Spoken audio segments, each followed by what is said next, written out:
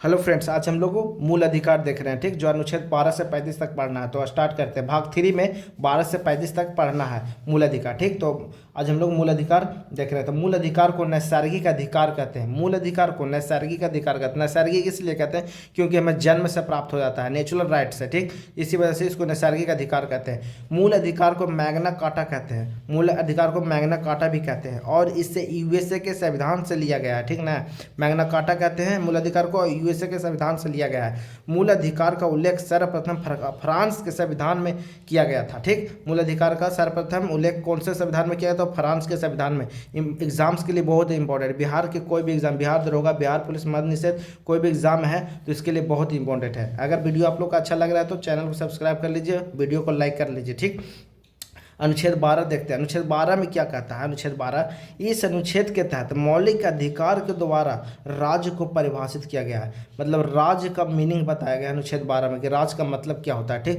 राज्य का मतलब ये नहीं होता है कि उत्तर प्रदेश, बिहार, ये सब नहीं। राज्य का मतलब यहाँ पे इंडिपेंडेंट स्टेट को बताया गया है। जैसे कि रेलवे हो गया, सरकारी संस्था हो गया, जैसे बैंकिंग हो गया, इसका बताया गया कि इन सब चीज़ों को हम लोग राज्य कहेंगे।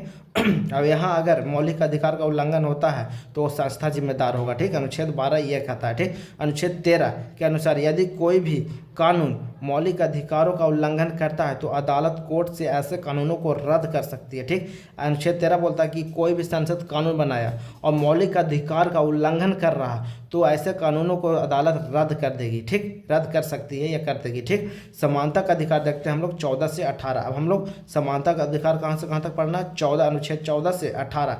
अनुच्छेद 12 और 13 देख लिए, लेकिन समानता का अधिकार कहाँ से है? 14 से 18। ठीक, तो अनुच्छेद 14 में है कि विधि के समक्ष समानता, मतलब कि अर्थात कानून के सामने सब समान है। ठीक, कानून के सामने सब समान है। ठीक ना, सब समान है। यह नकारात्मक संदर्भ को बताता है जो ब्रिटेन से ले गया। कानून के सामने सब समान है और ब्रिटेन से ले गया, जबकि विधियों के समान संरक्षण की व्यवस्था अमेरिका से लिया गया है।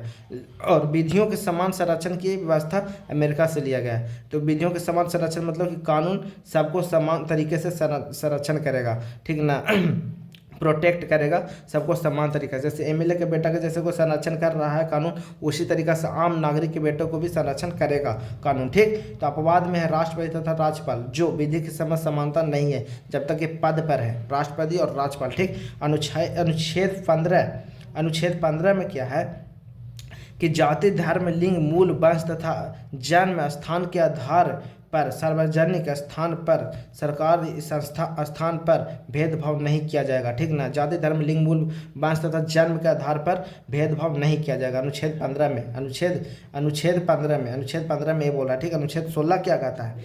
लोक नियोजन, पब्लिक एम्प्लॉयमेंट जिसको बोलते हैं, में अवसर की समानता। ठीक, मतलब सबको समान रूप से अवसर दिया जाएगा। अनुच्छेद 16 ये बताता है सरकारी नौकरी की समानता, लेकिन इनमें पिछड़े वर्ग के लिए कुछ आरक्षण की चर्चा है। अनुच्छेद 16 में क्या है? लोक नियोजन है, मतलब कि सरकारी नौकरी में समानता। ठीक, अनुच्छेद 17 में क्या है? अनुच्छेद 17 में अस्पृश्यता, मतलब अनटचेबिलिटी, छुआछूत का उन्मूलन, मतलब छुआछूत का अंत। ठीक, अनुच्छेद 17 में है।